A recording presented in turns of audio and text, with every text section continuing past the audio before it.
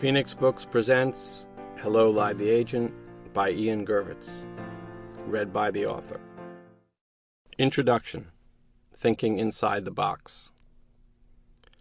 According to a now-deceased uncle, the first word I spoke as a baby wasn't Mama or Dada, but Ajax. Not the Trojan War hero, but the popular household cleanser. Like most baby boomers, I was weaned on the box.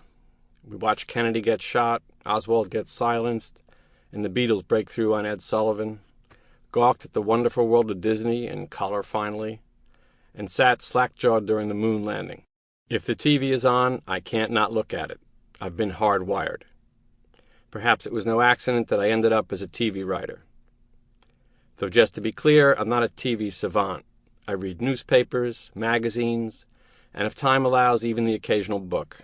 I have a BA in philosophy and most of a master's degree in Buddhist studies from Colgate University.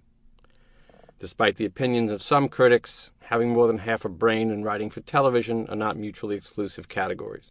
In my career, which is how I euphemistically refer to a long-running series of jobs, random assignments, and blown opportunities, I've been on staff for 11 years on 2 long-running shows, Wings and Becker, had 3 studio development deals, including my present one at Paramount, written episodes for various shows, including Frasier, The Wonder Years, and Get a Life, and in the course of it all, created and produced 3 pilots that made it on network schedules. All 3 were canceled within the first 13 episodes. In fact, after 9/11, I was afraid I wouldn't be allowed on the Paramount lot, as I'd already set off 3 bombs in Hollywood studios. Yeah, I know. Poor, pitiful me. Here's the thing. I've made a great living for almost 20 years as a TV writer, or writer-producer if you want to get technical about the hyphenate. In fact, people who work in this business are paid criminal amounts of money. My friend and colleague David Isaacs jokes that when the revolution comes, we'll be the first to go. Second, actually, after the actors. In my weak defense, I'll offer this. I didn't get a break in the business until I was 35, and that was after years in New York of doing shit jobs. On my first resume, I put a heading that read, "My goal is to be a freelance writer," at which point my mother pointed out that I'd misspelled freelance, my first lesson in proofreading.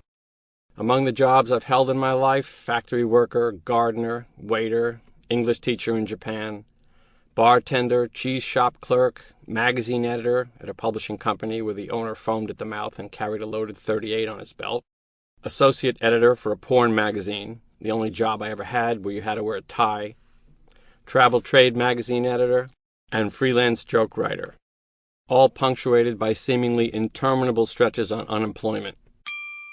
Sample complete. Ready to continue?